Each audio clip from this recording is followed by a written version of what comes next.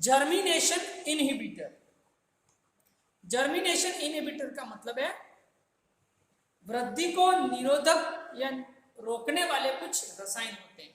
तो प्लांट में ऐसे कुछ रसायन होते हैं जैसे काउमेरिन है, एब्सिसिक एसिड है,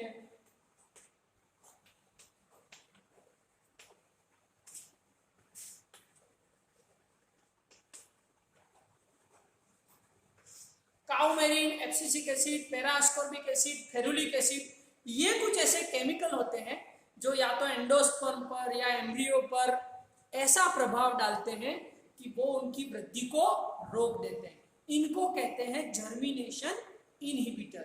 तो इन रसायनों के कारण भी, वृद्धि निरोधकों के कारण भी बीज जो है वो प्रसुप्त हो जाते हैं।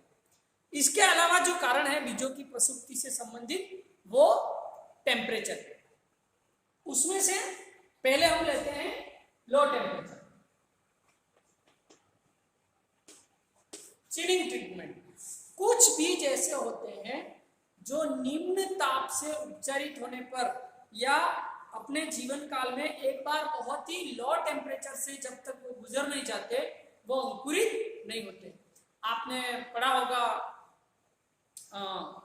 एक शब्द हिंदी में जिसको कहते हैं, आपने वर्निलाइजेशन वगैरह ये सब पढ़ा होगा, बसंतीकरण वगैरह। फ्लावरिंग होती है बसंतीकरण में जब उनको एक निश्चित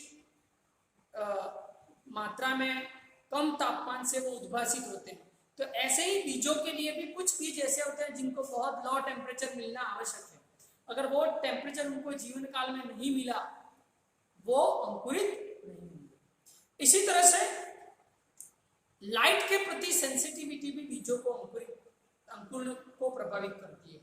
कुछ बीज ऐसे होते हैं जिनको अधिक टेम्परेचर चाहिए, वो हाई टेम्परेचर नहीं मिला तो डॉर्मेंट स्टेज में चले जाएंगे।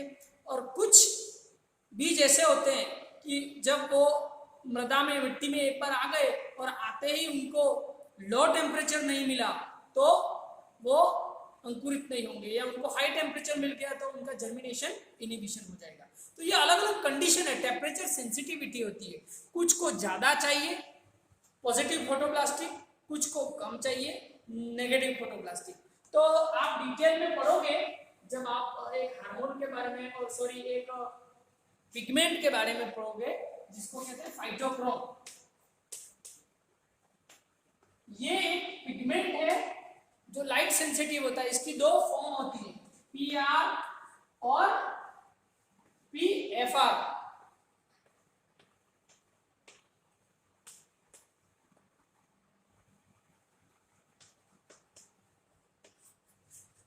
पीआर फॉर्म रेड लाइट मिलने पर पीएफआर में कन्वर्जन हो जाता है, और पीएफआर फॉर्म 735 nm की लाइट मिलने पर पीआर फॉर्म में कन्वर्ट हो जाता है।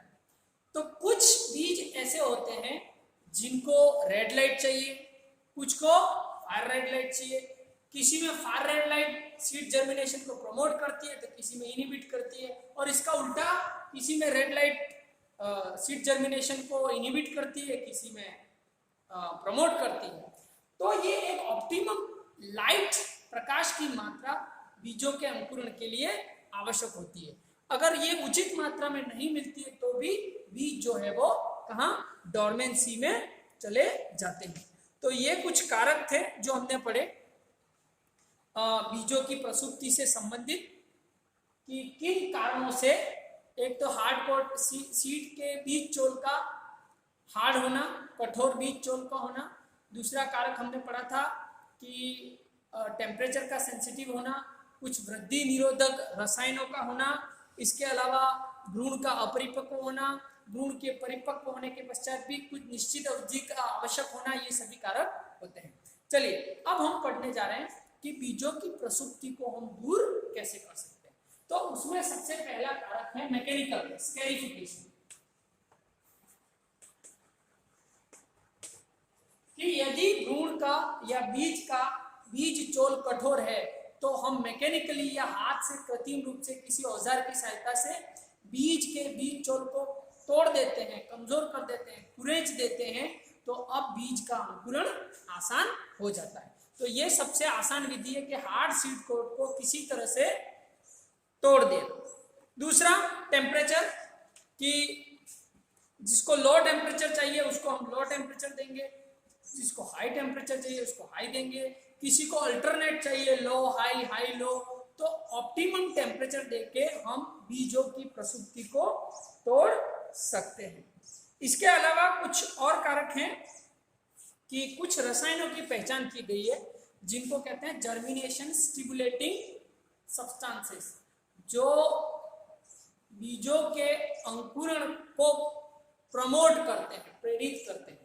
कुछ हार्मोन तो इसमें है ही, आपने पढ़ा होगा, जिब्रेलिन है, काइनेटिन है। इसके अलावा कुछ रसायन भी है, नाइट्रस ऑक्साइड है, थायोयूरिया है, पोटेशियम नाइट्रेट है। ये कुछ रसायन है जो बीजों की प्रसुप्ति को भंग करके उनके अंकुरण को बढ़ाते हैं। इसके अलावा दो इंपॉर्टेंट केमिकल और हैं, स्ट्रिगोलेप्टोन और कैरिकिन्स। स्ट्रिगोलेप्टोन और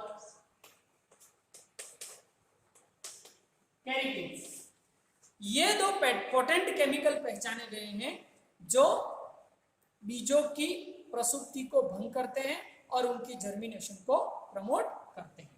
तो अभी हमने सारे कारक देखे कि बीजों की प्रसुप्ति को दूर कैसे किया जाए, या तो इसके बीज छोर को मैकेनिकली कमजोर कर दिया जाए, या जो टेम्परेचर चाहिए लो हाई वो दिया जाए, या कुछ ऐसे रसायनों का प्रयोग किया जाए जिससे बीजों का अंकुरण संभव हो सके। अब पुनः उसी बात पर आता हूं कि बीजों की प्रसुप्ति क्यों आवश्यक है और हमारे लिए इसका क्या इंपॉर्टेंस है।